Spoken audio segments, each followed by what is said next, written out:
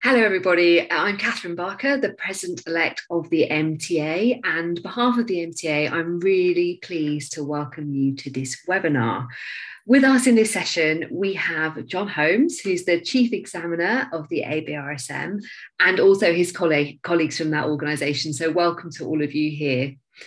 I know that the ABRSM is absolutely at the heart of the musical experience for many children and young people. So we're really pleased to be able to get your insights on the examinations and particularly on this examination, the ARSM. And John has had a significant career as a teacher. I know working as the head of woodwind and head of academic music prior to his role at the ABRSM. So really understands the life and experience of music teachers as well, which is really good synergy with what we're all about here at the Music Teachers Association. So it's not just John here, but his wider team too. So I'm going to hand over to him so he can introduce his team and then talk us through the ARSM exam. Over to you. Oh, thanks so much, Catherine. That's a lovely welcome. And yes, hello to everyone on the call, but also, of course, those who may be watching subsequently on the recording. So recognise that.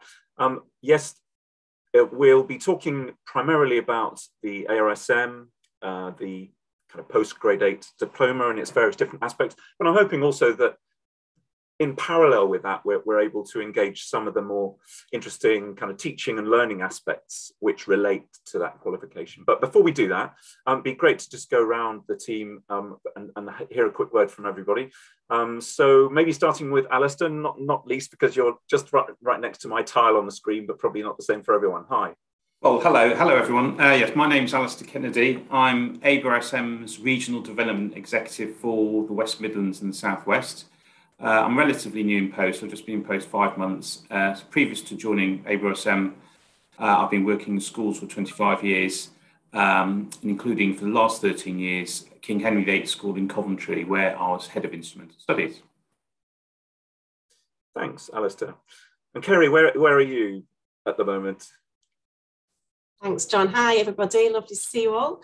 I'm Kerry Baldwin. I'm Regional Development Exec for the North West, Yorkshire and the Humber, and the East Midlands. I'm based in Cheshire, which is where I am right now, and I am formerly a teacher and a trombonist. Lovely to meet you all. Great to have you on the team today. And Rachel, hi, good to see you too. Hi everybody, I'm Rachel. I look after teacher development at ABRSM and work with these lovely people every day. So thank you so much for joining us today. Great. Well, I think that's the brief introductions done. So what I'll do, if I may, is share my screen. And what I want to do is work my way through a structured presentation that we've got, but there are moments where we'd like to interact with you. And also I'll pause from time to time just to ask Catherine if there are any other questions that have come up either through the chat or that have struck her that will be good to deal with at that point. So we're hoping it will be quite an interactive session as well. Yes, understanding the ARSM diploma. I'm going to whistle through quite quickly the nuts and bolts of it, the sort of transactional side, so that that's all, we're all on the same level of awareness and understanding about that, and then we'll talk in a bit more detail about the inner workings of it. So it's a post-grade 8 qualification. It's registered at level 4 on the National Qualifications Framework. It's performance only. And what I mean by that is that there are no ancillary tests, there are no supporting tests in its construction. And of course, awarded by ABRSM and endorsed by our 4 partner Royal Schools. You can see their logos there, the Academy and College in London, Royal Northern in Manchester, and the Royal Conservatoire of Scotland in Glasgow. So it's intended for candidates of any age, as there's no age requirement, but the requirement is a prerequisite to have passed grade 8. It goes back now, I think, 6 or 7 years, and was designed to be a relevant and accessible first diploma qualification. You're right, Catherine, I had experience myself of particularly sort of years 11, 12, 13, that sort of age in school context. And this was very much designed to apply and be relevant and accessible to that particular group of young musicians. It's a letter-bearing qualification, so you can add the letters ARSM, by the way, which stand for the Associate of the Royal Schools of Music, after your name. And we've certainly had feedback since then that many university and other music applications regard this as quite a distinctive addition. So it's something worthwhile to have if you're applying in those sort of areas. Thinking about what it offers, I guess this goes without saying to some extent, but this idea of having something to aim for, something to work towards, a performance focus. So it does give that specific focus, a sense of purpose and motivational direction to continued learning and progress beyond grade 8. And I'm sure many of us have encountered the sort of mindset which is, well, surely that's the destination, we sort of stop there. But actually, of course, there's much more beyond. And so this is intended to support that stage of learning and progression. So it's an opportunity also to design your own program of music. And we'll go into this in a bit more detail, because of course the graded structure gives you some flexibility, but you're selecting repertoire from predetermined lists. ARSM gives much more flexibility and therefore an opportunity to bring something of your own preferences and your own personality or musical predispositions to the program of music that you decide to present. Of course, it also offers that objectivity, the evaluative feedback from an ABRSM examiner, with all the professional formation and training and expertise that sits behind that. The ARSM is available in 2 formats, either live in the room in the sort of traditional way, but since the past couple of years, it's also available as a pre-recorded video upload. So those 2 formats are both available at ARSM level. So looking at that a different way, we've got the live face-to-face or the pre-recorded video, but the exam structure, the format is exactly the same either way, and there's this focus on sustained musical performance with a holistic assessment as demonstrated, as manifest. Music skills are manifest through the performance, through the program delivery. Anything that strikes you, Catherine? It'd be good to jump in on just at that point. Yeah, I do actually have a question about the split between, a live assessment or a pre-recorded assessment. It's quite early days in that format of exams. Yes. And what are your sort of lessons learned so far for candidates? Yes, absolutely.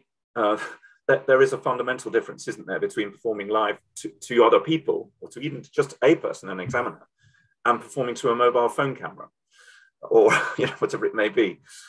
And I guess we've learned things on both sides. One of them would be that actually many young people are so kind of used to that it probably phases the generations above them, possibly more than it does them themselves. We've had a number of sort of seminars and CPD sessions on this with examiners, many of whom say, gosh, I've been surprised how moved I've been by watching video uploads. I didn't expect that. There is the ability with music to put that across. Others, for example, from the singing for musical theatre world have said, well, of course, that's what we have to do anyway. And many of the auditions now that the conservatoires and other musical institutions, that they're relying on video uploads. So it's kind of become more of a normal, or at least familiar, format for performance. But I'll be honest, I'm kind of still hankering after that sort of, yes, but live performance is something different, playing to someone. So, and we'll touch on this a little bit later on, what we're saying in terms of the approach, if it is a pre-filmed video, is to treat it as if it were a performance. Maybe even have somebody behind the mobile phone who you are playing to. And of course, when we get back into more normal situations, I imagine people perhaps will migrate back more to the face-to-face version. But we have had a lot of successful performances coming through on video. To somewhat people's surprise, I think they worry a lot about, oh, well, I haven't got a studio, no, I can't do them. Really, that doesn't matter. Those musical performance qualities do come through very clearly and strongly through a very ordinary technical recording. It's quite manageable. So I hope people can be reassured by that, but that's not, of course, to try and deny that there isn't a fundamental difference. Music is a human experience, isn't it? It's all about human energy and connection and relationships. So to the extent that that can be achieved remotely, we do our best, and I'm sure candidates do, of course, but not to take away from the face-to-face experience, which is of a different order. And I'm sure you probably wouldn't be able to tell me this, but I'm going to ask anyway, just in case.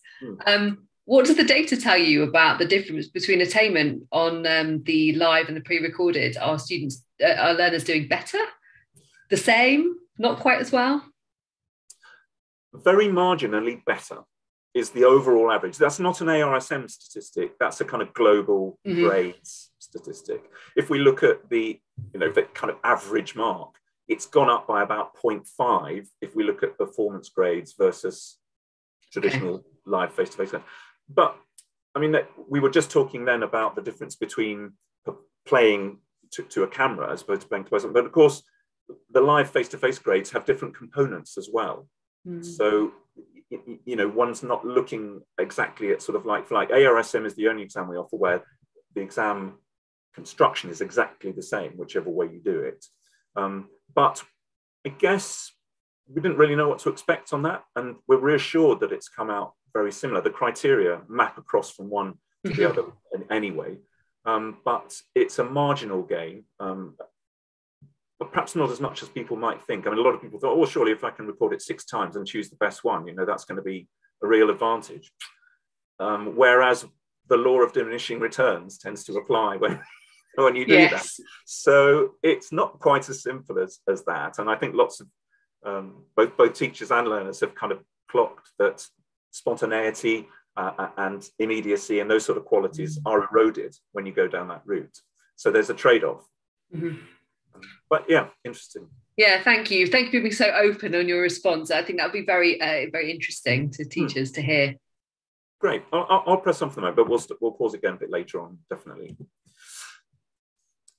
I mentioned that the format of the exams is different in terms of the grades. And you can see here, I think on the billing for this, there was a sort of connection between ARSM and grade 8.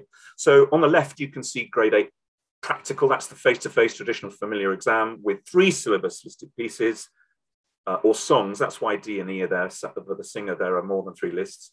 And then these supporting tests that I was just talking about, Catherine, namely, of course, the sort of scales and arpeggios, sight reading and oral tests.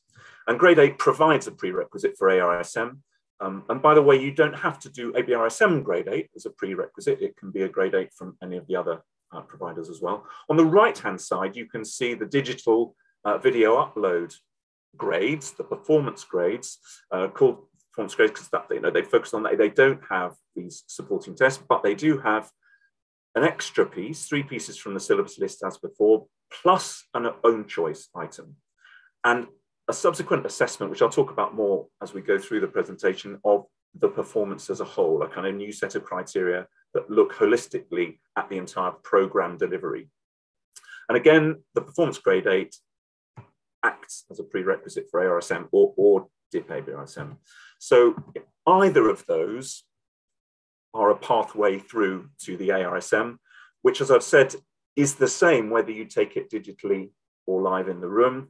Namely, it's repertoire from the ARSM list with an optional 30% own choice, which must be of at least grade 8 standard or above. And when I was saying there's this opportunity to craft a program according to your particular preferences and strengths, that 30% is quite a significant chunk of time of the repertoire. Whereas, for example, if we look at grade 8 performance grade, 1 piece out of 4, and each of those 4 is 30 marks, is a fair bit less than 30%. So it's an area of free choice which is quite significant in the space of that assessment.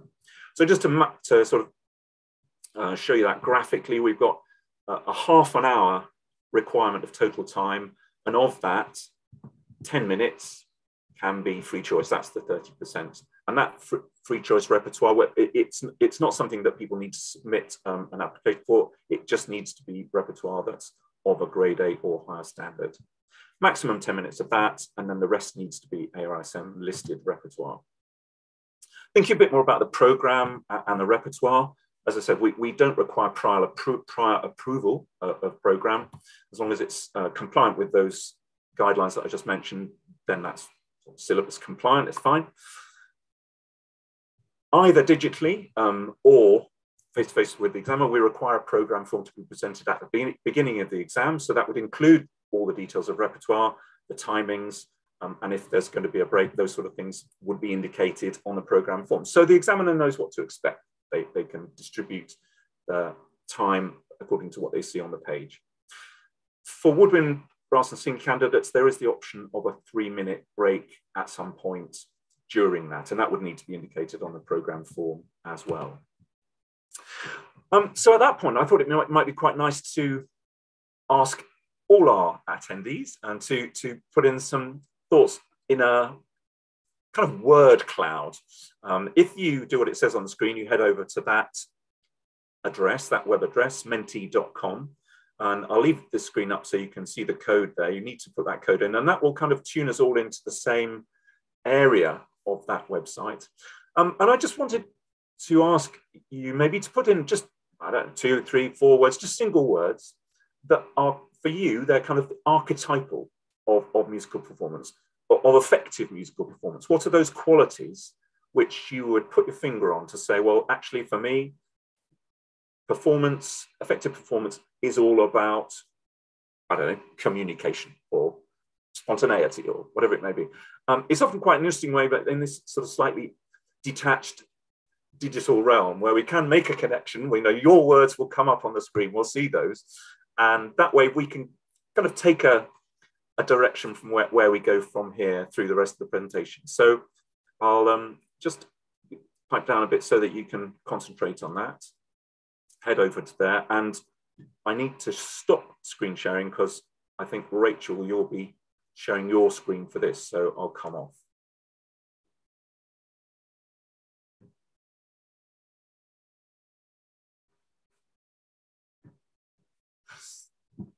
So as you type, yeah, there we go, this lovely organic word cloud with, I think words, the more frequently they are input, the bigger they get. So at the moment, it all seems fairly equal in terms of priority and so on. But just thinking about this, let's have a look at those words. Well, I maybe sort of caused that by saying communication. Didn't mean to, but I guess that's a given to some extent. But I like celebration, emotion, collaboration, creativity, enjoyable. One of the things I think is fascinating about this group of words, you know, if you imagine it on the back of your teaching door, so that as students go out, they just kind of pause and have a look at it. How much of the lesson that they've just had would be about these things? And I think it's an interesting question. And obviously, as we went through our sort of remote phase, that was probably much harder to achieve. But now that most lessons, if not all, are back in that domain, to what extent is the teaching and learning experience really related to these areas where, because what we're saying here is, what is musical performance? What are those quintessential ingredients that make for musical performance? All our students took up instruments to perform. You know, they didn't take them up so they could do theory or, you know, learn Italian terms or even do scales and things like that. They fundamentally, they took up the flute or the guitar or the violin or singing to do these things, to have fun, to enjoy, to celebrate, to communicate, to share their passion, to, you know, musical engagement, all these words, to be expressive, these things. And it's interesting to just kind of rain check the extent to which these qualities, these interesting words that we've got here, are part and parcel of the teaching and learning experience. And I'll be honest, going back to my own, I think often there's a little word in vertical there, craft, and fluency and accuracy we can see, and things like that, composer intention. Those sort of things are quite amenable to teaching. They're quite binary. You know, one can really kind of get your teeth in there. Now, let's do that again. It wasn't quite accurate. Let's do that again. It wasn't quite fluent. Now, what can we do to achieve a bit more rhythmic, you know, the craft? But those other words like celebration, enjoyable, confidence, passion, virtuosity, they're a little bit more ephemeral, aren't they? Harder to get to. What does a lesson about celebration look like? How do we get that? And probably you're thinking, well, we need a concert for that. We need an event, and absolutely. But to some extent, these all connect to what ARSM is aiming to do, to give that sense of celebration, an opportunity for communication, an opportunity for sharing, love that word, for musical collaboration. That's another word that's there. Those kind of words really connect with the spirit of this, which I said at the beginning is performance-based assessment. It's intended to engage these areas. So thanks for that, really interesting. And I think that's one of those things that you might at a future stage sort of take a screenshot of and just, come back to it and see what help it might be. Some inspiring words there, so that's great. I'll reshare.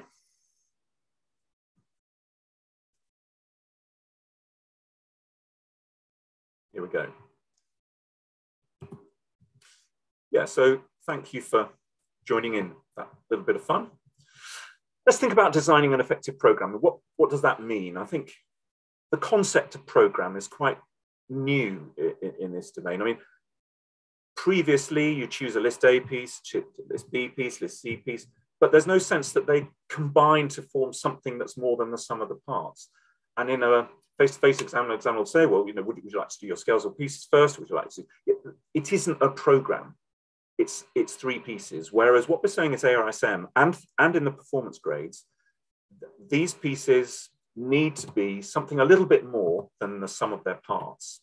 And I've got these sort of three ideas to maybe underpin this. We go back to those words we just saw, passion, creativity, enjoyment, celebration. It's got to be music that you love. It's not music because I had to choose one from list A, one from list B. It's got to be something more than that. That's part of this idea of the performance as a whole. It's got to be music you understand. And by that, I mean, you understand its character. You understand its style. You understand kind of what its world, the world that it comes from, the sound world, and the stylistic characteristics. What are they? And music, again, I mean, in a broader sense, how well do you know? I mean, could you sort of play it through in your memory? Do you know it that well? Could you actually maybe play it from memory? It doesn't mean you have to in the exam itself, of course, but how well do you know? Do you know where those points are likely to be, where the stamina is challenged? Do you know how to navigate those places and keep a consistent level of assurance and delivery throughout the program? So it's quite helpful in some ways to think in designing a program about these underpinnings. The music that you choose really does need to tick these boxes. Let's unpack those in a little bit more detail. So if you think about music, that you have these natural enthusiasms for, the passion that we saw earlier on, the music needs to match the performer's enthusiasms and skills. A teacher of mine once said, never show people, what you can't do or what you don't like. Bring to your performance what you do want to show. So this idea of matching the program to the performance musical skills, and that music that you love, it should trigger inner motivation to find out more. What was he or she writing at that time? What else was going on? Whereabouts does this movement sit in the sonata, or where does this song come from in the song cycle? What's going on in this aria? Those kind of questions should be things that you're keen to find out about because you love the music and you want to know as much about it as you can. It should also be music in the sort of music that domain where it enables you to kind of be friends with your instrument to the point where that enables you to achieve a consistent level of control and musical assurance. We've all got different technical strengths. The music should be designed to capitalize on those, to maximize the performer's strengths and to capitalize on those in the way that, as I just said, that the instrument or the voice, whichever it is, becomes the kind of communication enabler, that main word that we had in the word cloud, communication. It should be about music that enables that. And of course, connected with that is understanding what's inside the music. Your musical understanding, your musical interpretative understanding needs to match the music that you've chosen, because that will enable you to perform with conviction, to bring something of yourself to the music. So it is about consistent stylistic realization and characterization across the program, not just in one piece, not better in one piece than another, but the whole program should reflect those criteria, really. It should enable you to realize the character and the role and the style of the music that you've chosen. In terms of the marking, I mentioned this a little bit earlier. ARSM is marked out of 50. There are the boundary marks, 34 for a pass, 40 for a merit, 45 for distinction. The chosen repertoire, that's to say however many pieces it may be. And one of the reasons that we mark them as one is that, of course, if you're, say, a singer, that might be 10 pieces, 10 songs. If you're a pianist, it might be 3. And everything in between for all the other instruments. So we can't sort of give each item of the program a mark. We roll them together as a whole and mark the whole set of pieces out of 30 using the familiar criteria of pitch, time, tone, shape, performance from our graded assessments. Both performance grades and practical grades use those criteria. I mentioned earlier on, the further 20 marks come from an assessment of the performance as a whole. And the examiner addresses this after the playing or singing is finished, candidates left the room. It's kind of the inner dialogue that you might have as you're walking away from a concert. Wow, you know, that the things that really stood out for me were here. But on the other hand, in that particular piece, didn't quite, you know, it's a step back from it, a different kind of lens. And through the performance as a whole criteria, we're thinking about musical communication, interpretation, and delivery. And that connects with what I was saying about music you know, music you understand, music that you love. So just to make sure we're on the same page about the 5 criteria, pitch, time, tone, shape, performance, you could think of these as a sense of pitch, the senses of music making. Sense of pitch, that's obviously accuracy, clarity, definition of the notes in many instruments. It's all the things that are to do with pitch control. Sense of time, or we often talk about sense of rhythm. It's everything that's temporal, everything that relates to pulse, rhythm, meter, tempo stability, those kind of things. We're assessing control of aspects of time. Tone, sense of the sound of the instruments, the timbres, those unique qualities of the instrument that speak of its natural voice, the sound of the oboe, trumpet sound. Those, it's about the sensitivity and awareness that the performer is able to bring to the use and range of those tonal qualities. Sense of shape, that's a term we use a lot, or a beautiful sense of shape to that phrase. It's about realizing the sort of implicit musical qualities that aren't necessarily explicit on the notation itself. It's about musical shaping, detailing, clarity, and effectiveness of those intrinsic qualities that you need to bring to a performance to give it musical life and vibrancy. And then finally, the idea of performance, the idea of musical command, your involvement with the music, that dimension which is more than just playing it again, it's more than a play through or a run through or a practice. It's got some immediacy and sense of musical intent to it. And that's what we're assessing through sense of performance, live performance. The marking criteria are in the public domain. They're there, not particularly to sort of read and assimilate now, but they're in all our syllabuses and obviously online on the website as well. But essentially what that does is provide a matrix of attainment descriptors. So, you know, what does sufficient to pass shape look like or sound like? Well, some realization of musical shape and or detail. Better than that, clear musical shaping, well-realized detail. And then say distinction down that column, expressive, idiomatic musical shaping and detail. And so that applies across the rest of that sort of matrix. And to be clear, examiners don't prioritize any one of these columns over the other. It's not kind of so many marks for pitch and so many marks for performance or whatever it may be. Music doesn't work like that. You know, if something, for example, is fundamentally out of tune, it doesn't matter how beautifully it's shaped.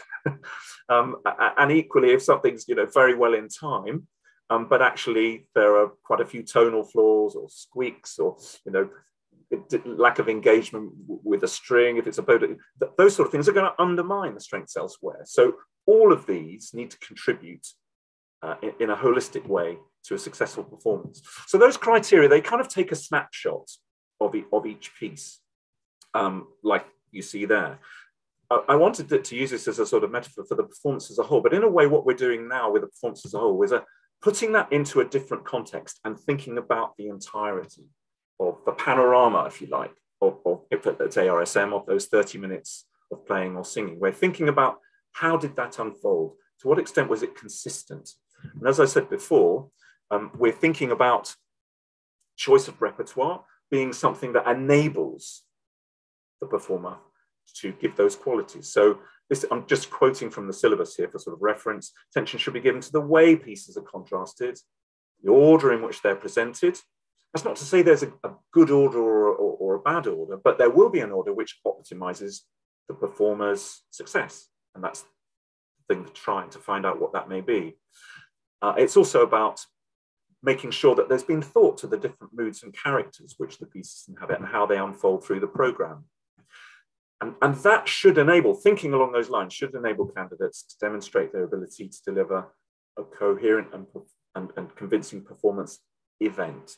It's not 4 pieces in a row or 6, or it's a start and a middle and a finish. There's intended to be a sort of journey, a musical journey through the program, not just a series of individual pieces. And credit for that comes through the 20 marks, which we award for the performance as a whole. So I'm going to go into those in a bit more detail. And just to sort of float those words above the panorama, you know, we're thinking about to what extent was there contrast? To what extent were moods and characters realized? How effective was the sequence of performance? You know, did it make for a good start? How was stamina by the end? Was it a good idea to choose the real fireworks piece right at the end when actually physical stamina was perhaps at its most challenged? We're thinking, to what extent did this have the qualities and the characteristics of a performance event? And admittedly, and as we were saying, Catherine, earlier on, you know, maybe harder to achieve that when you're playing to a camera than, but not impossible. And some of those qualities can be brought through, whether it's live or indeed whether it's a pre-recorded performance. So I was going to go through each of those just briefly, sort of individually. Is that a moment again to perhaps pause, Catherine? Yeah, let's go through, and then I'm sure something will come through in the themes. Fine. Yeah. Just wanted to check that you weren't that's something right on the edge of your tip of your tongue. Anyway, communication. I think a good way of thinking of this is sort of you and your listener. And of course, that could be your digital kind of metaphor for a listener. It could be the person who you have to imagine behind the camera lens, or who may actually be there. It's about how well you project and can communicate a sense of musical involvement. I mean, this is the first criterion, and it was the biggest word in our word cloud. And I didn't feed that sort of more than just suggesting it. No, I think this is fundamental to performance. It is about the sense of commitment and personal conviction that you manage to put across. I believe in what I'm doing. I want to play this, you know, I want to sing this to you.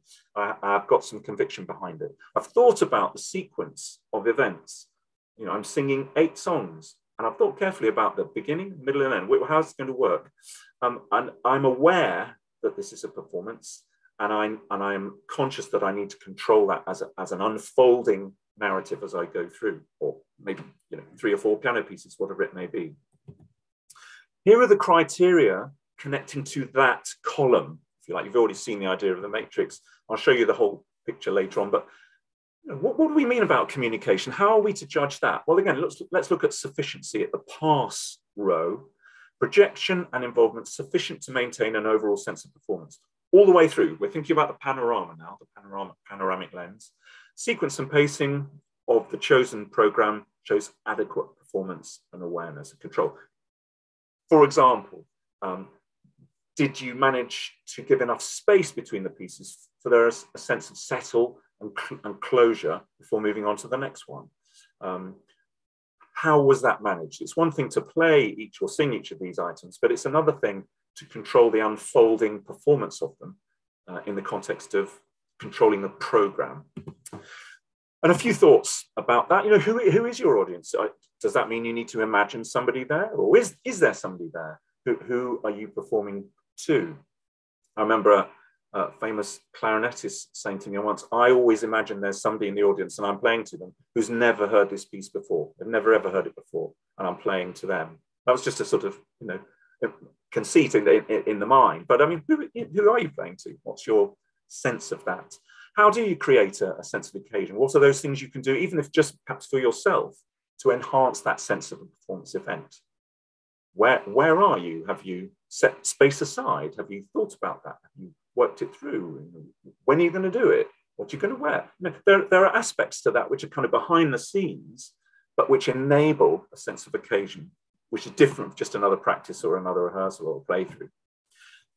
Sense of purpose and intention, but through this program, this is my idea, this is what I want to convey. How well does it come across? I think that's perhaps one of the main questions the examiner is asking themselves when they're thinking about the performance as a whole. How well did that come across? Came across really well during those couple of items, but when we went into this episode of the program, it kind of lost energy and perhaps didn't come across as strongly. And they're the sort of thoughts behind it. What are those ways you can enhance musical communication?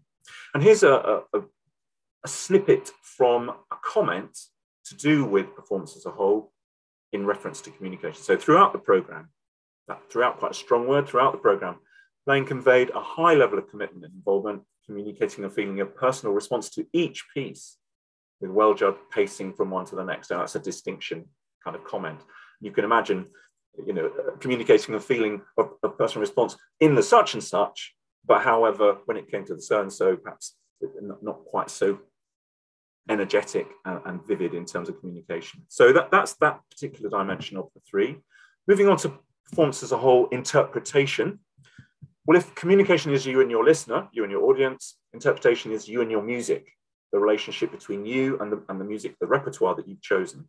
It's about your ability to achieve stylistic realization and manifest the character of each piece. It's about, as I said before, that match between the interpretative demands of the program and your interpretative resources, your understanding, your grasp of what's behind the music. It's about awareness of things like texture and ensemble. Am I the lead? Should I be supporting? Is my right hand prominent here, or should it be the left hand? Or is it contrapuntal? Are they equal? In every musical context, there is a need for this to ebb and flow and to be aware of your role. What is the role? Like, if it's the role of one hand over another, or the role of your solo instrument as opposed to the accompaniment that you're playing with. It's about understanding blend and balance, which is a fundamental of musical interpretation. So they're the sort of things that you'll see now manifest in the criteria descriptors. Again, these are attainment descriptors of interpretation. Let's look at distinction this time. So this is the top band of interpretation. Consistently effective, consistently important word. That meant all the way through the program for half an hour. Consistently effective stylistic characterization. Interpretive demands of the program, well met. Consistently, going to use that word, good awareness control of textures and ensemble with effective blending and balancing. And you can see those nuanced at lower levels as we go down the page. Again, these are entirely available publicly. So just what are the teaching and learning dimensions that we might engage with that? Well, it's said in the syllabus, candidates are encouraged to interpret the score in a musical and stylistic way. To what extent is that happening? Is it reproductive in its quality, or is it recreative in its quality? What were the musical roles and characters, and this idea that there should be some contrast through the program? Were they well inhabited? Were they understood? Were they well portrayed? There's lots of parallels here with the stage, with theatre. Portraying a role, inhabiting a role, communicating an interpretative insight. This idea of developing some sort of musical narrative through the program. A match between demands and resources. And this idea that whatever decisions you make interpretatively, they contribute to the musical outcomes. That could be decisions about the tone that you want to use. It could be decisions about the speed. It could be decisions about balance, but they all contribute to this dimension of the musical outcome. And here similarly is an extract from a comment. The different musical moods and identities came across mostly well, though there was scope for more vivid stylistic realization and expressive portrayal, especially in the second and third pieces. So you can see how a comment will start to You can say that at the beginning or after the second or third piece. You have to wait till it's all finished before you can say words like mostly or consistently or throughout. And that's the point about this idea of stepping back and taking an overall view, performance as a whole. So I hope that gives you about. Can I jump in with a question? Is that all right? Yeah. I'm really interested in this idea of interpretation, particularly your point about instead of repeating, was it that right? Or recreation rather than... Yes, well, reproductive. Yeah. Reproductive. We know what Sibelius used to do, in the old days. It just sort of pumped out all the notes and played everything bang on as though everything was accurate. Somehow it was entirely, neutral, kind of musically agnostic almost, as opposed to recreative, doing something with it. Making some choices, performative choices. That's what I meant. Yeah. That's really interesting. It made me think of, it's really clear this qualification is about players finding their own voice. Yeah. As a step up from grade 8. Yes. I was very lucky to have this wonderful cello teacher when I was learning, and he was all about taking risks. He didn't want you to finish a concert with people walking out going, "Oh, it's all right." You either wanted them to hate it or to love it. Yes. Hating it was fine, actually, but to what extent is that there's space for that sort of approach in this qualification? Absolutely. You remind me of a conversation I had. I went to a FluteWise event. Gareth Davis was there, the principal of the LSO, and he was anyway. His point was, somebody said, "Don't you get nervous? When you got to play La Comédie d'Enfant or whatever." And he said, "Well, I still do. I'll be honest, I still do. But let's not forget that nerves and excitement are the same chemical." I just thought that you can't be excited without some risk. Going to your point there, if it's totally safe, it's not exciting. So you have to enter that risk domain, and that's what live performance is all about. That's why it's not the same as listening to a CD. There's no risk it's going to be any different. But live performance has that extra dimension, and risk and excitement are part of that, aren't they? Absolutely. You're right. Thank you for that sort of point about this being all about it. I think this dimension is the least sort of surprising or needs explanation. It's about delivery. So we've had you and your audience, that kind of dynamic, that dimension. You and your music, a lot of that's about understanding and insight. And now you and your instrument. How's that going? You and the vehicle, you the driver of this instrument or your voice, whatever it may be. It's about technical assurance and control all the way through. It's about the technical challenges of the program. You chose them, you brought them into the room or to the video. How well did they match your technical resources? It's about managing the instrument. If it goes out of tune, what are you to do about it? If your voice dries up, what are you to do about that? If you need to change instruments from perhaps one trumpet to another or one recorder to another, how are you going to make sure that the one you pick up is going to be warmed up? And there are quite a few very practical dimensions to a performance delivery, and it's about awareness and command of that situation. And of course, that part of that is, what do you do if something doesn't quite go to plan? You can't stop and say, well, can I start again? We do get that in the grades sometimes, but of course, that undoes the whole sort of conceit of the performance. It's not something that is a convention that you have to be aware of and to understand. The show keeps going. So preparing and understanding what you're going to do, and it's happened to all of us. It's to be expected that here or there or somewhere something doesn't quite go according to plan. What are you to do? How are you going to manage that? Here are the criteria. We've looked at a distinction one.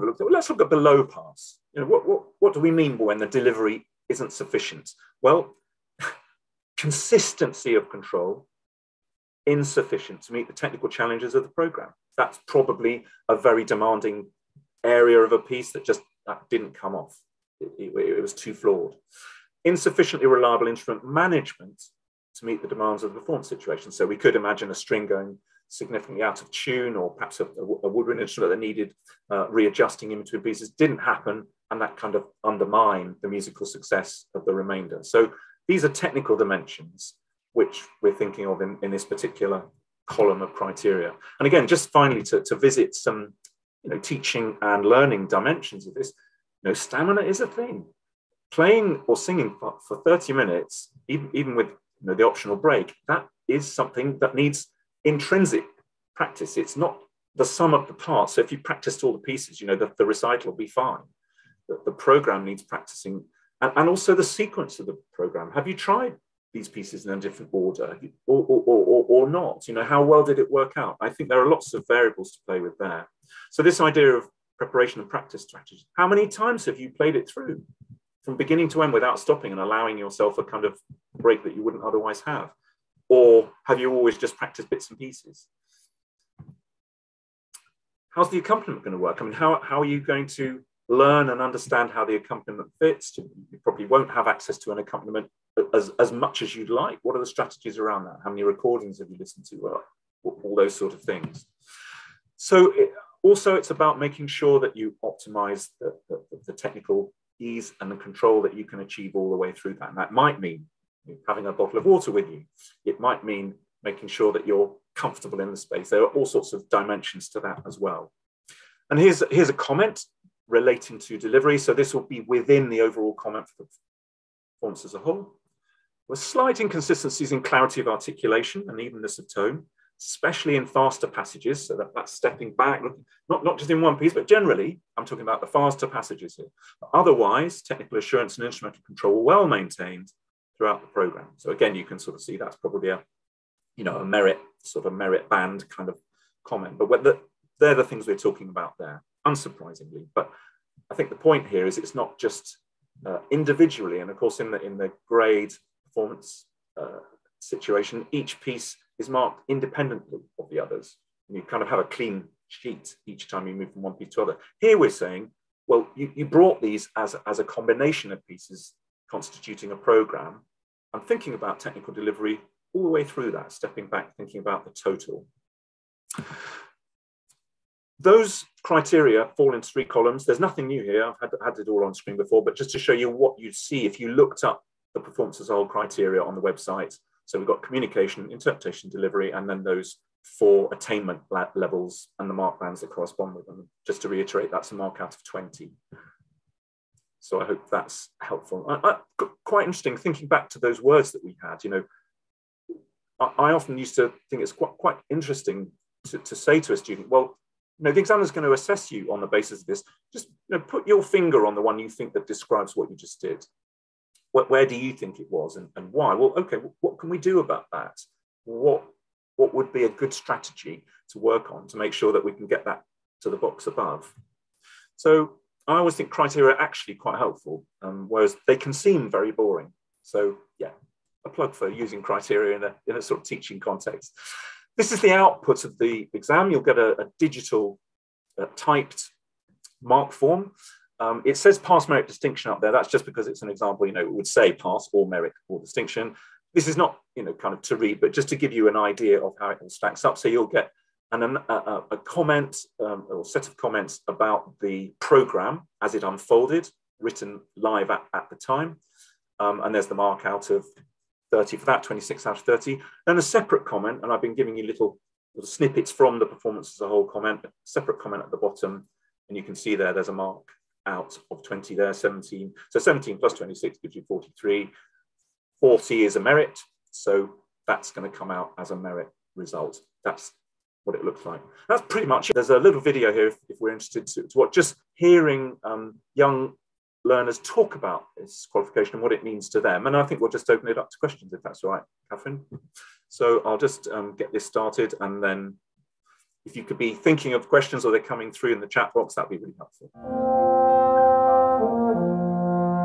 Well, this is the ARSM diploma, which is bridging between grade 8 and the DIP ABRSM. It's really helpful to work on pieces so intensely and to then have a final performance kind of rounds it all off the same way that an exam in a subject would do. And you're working towards it and it all relies on that performance. Well, it's just good. It's a good learning experience, I think. It's very different to singing grade 8, where you just sing like 4 songs, whereas in this I sang at least 10 songs because it's a 30-minute singing instead of like 10 minutes of singing. To go on that emotional journey, because I started with the Baroque music, so the Marcello, and then by the end I was singing British, so newer stuff, so it went on a very long journey. You kind of have to learn how to do it to change your emotions and change your voice. So my advice for when performing for the half an hour is to understand that although you're so focused on each individual piece and the technical aspects within it, make sure you have the space within your performance at the cadenzas, at the different important structural points within a piece, and also to make sure that your head is cleared in between each, going from one piece to another. So when you move from one piece to another, do not rush, make sure that you're completely settled. Well, if you're considering it, then definitely go for it. It's a good bridge. It's a good way to get back into it if you haven't done it for some time as well. Yeah, I just felt that I can aim further. I've got the capacity to aim further beyond grade 8, and I just feel that that was a good stepping stone to lead further.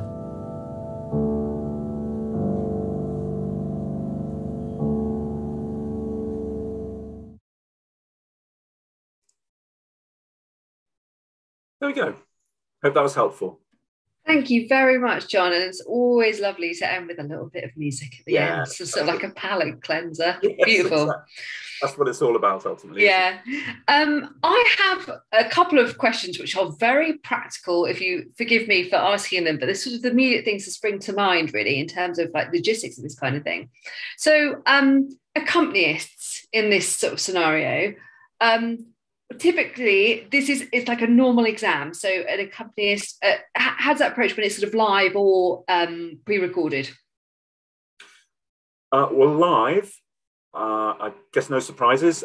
The question may be, well, what about if I've got one solo piece in the middle? Well, the accompanist could stay there, or they could go out if you prefer, sort out your own choreography. Essentially, the examiner at the beginning says, I've got the program, but at one point they'll say, well, that's it, over to you. The running and the unfolding of all of this is up to you. I won't interrupt, but I'm looking forward to enjoying your performance. Whereas in the grade world, it's thank you for that. Now we're going to do this. Now I'll put your trombone over there and we'll do this. And the choreography is managed by the examiner. So I think that's the answer to the one in the room. In terms of video uploaded performance assessment of ARSM, again, it's kind of up to you. And of course, there's the option of different sorts of backing track as well, not just as a live accompanist. It's a sort of musical journey that you have the decision-making over. So if you want to involve different elements of accompaniment, if you want, for example, your accompanist to pre-record an accompaniment, you can play with that. We've just got sort of used to that through the times when people couldn't get together, and at the moment that's still very much an option. But again, the choreography is up to you. It's your space, it's your time, it's your half hour, it's your program. The examiner obviously can't be involved in it in that particular setting, but the expectation is, and I think the gift is over to the candidate and the teacher behind the scenes to just optimize all of those things to make it flow smoothly. Thank you. And sort of related to that, I'm used to very much in the sort of the world of GCSE and A-level, where once we've recorded something to go to an examiner, there's no effects afterwards. You can't do a multi-track recording. You can't fiddle around with it to make it better. What's your kind of approach and advice on sort of recording techniques? What's working best? Pretty much exactly the same as that. I mean, this is not about studio technology. This is not an exam in mixing and production. This is a performance-focused assessment. There are lots of videos and guidance, both written and iterative on the website. So I mean, in terms of best information on that, I would certainly point you in that direction or colleagues in that direction. But to be clear, this is a single take. It's from beginning to end, and there's no post-production. It's straightforward in that way, as you say, with kind of recordings that I think many students are used to making in schools. Yeah, great. That and I suppose the size of the file itself could be quite big, depending on what you've recorded on. How are you finding people are managing with that? Well, again, to some extent, surprisingly, not too many problems. that we spent a lot of time tweaking the tech and making sure that it all goes through the ABRSM portal, and the uploading mechanism is pretty straightforward now. We have had occasional wrong videos where somebody sent in a video of them at the beach instead of their guitar recital. That kind of thing has happened, and we get back and say, I don't think that's quite the video intended to, wrong file kind of thing. But in terms of fidelity, in terms of sort of bandwidth and loading times and so on, there don't seem to have been too many problems. I'm not direct to those, you can imagine. And it may be that maybe one of my colleagues has kind of got more to say on that, because I know that you talk to teachers more frequently than I do, inevitably. But that's been certainly my kind of second degree experience of it. I haven't had a lot of that sort of issue reported. We did have technical issues at the launch of this, but that was more to do with just stability of the site and so on. But I think we've got to the point now where most of those have been ironed out. Great, that's so helpful to hear, and I know it's reassuring, because I think when this is new and unfamiliar, sort of taking that first step and first leap into it is usually the first thing, isn't it? The potential barriers. Yes, that's true. But again, going back to what I said earlier on, I think to some extent this is probably more in the generation above those who may be taking these qualifications than the folk actually doing them, who are busy Instagramming. And much of their life is an interaction with camera and video and sound and so on. So perhaps that can be more daunting behind the scenes than actually to the candidate themselves. Not always, and of course we get adult candidates as well. They're not all young musicians, but in that area, that's often less of a problem than it might have faced soon, I think. And interesting, I suppose that goes back to what we were talking about earlier, about it being, the learner's chance to put themselves in the driving seat, and that reflects as well with the performance too. Yeah. And I think that came through with those sort of verbatims that we just heard from those youngsters. Sort of, you could tell that they were kind of quite invested in what they were doing. It wasn't a sense of, well, my teacher told me to do this, or my school, thought it'd be a good idea for me. These are people, and I think that needs to come through. And when it's there, it does come through, that sort of inner conviction and sense of intrinsic purpose. That's what this is about, as you said earlier. Great. Well, we're coming towards the end of the session, end of the time we've got allocated. I know that it's been so helpful for everyone to hear about the more detail about the qualification, and there's lots as well that we could apply to the whole suite of examinations that you've shared with us. What, just as a sort of final thought, as the chief examiner of the ABRSM, what is your sort of your biggest top tip to all teachers in preparing students for exams? Well, exams are a means to an end, not an end in themselves. So never forget why that student came to you in the first place, because I think it can get to the point where exam prep and drill and to some extent all the preparatory stages can become, that's why we did that lovely Menti moment. Get back to those words, have them on the door, have them in mind, and especially for something like ARSM, where if enjoyment and spontaneity and inner conviction, to the extent that those things start to fade for reasons that we can all imagine, that's going to undermine the success. So yeah, why did they come to you in the first place, and keep that in mind. Yeah. Brilliant. Well, thank you again for joining us, John, for this session, and I look forward to hearing more about the course as the students and learners are taking it. I think we may also be seeing representatives from the ABRSM at the conference in May, and we're all really, really looking forward to that.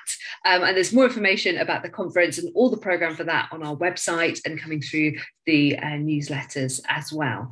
So thank you again for joining us, and look forward to seeing you at another event in the future. Well, thank you very much for having us. It's been a real pleasure, and yeah, we're really looking forward to getting back face-to-face networking and back to where we were once. Brilliant. Yeah, definitely. Thanks again. Thank you. Really, I mean, I think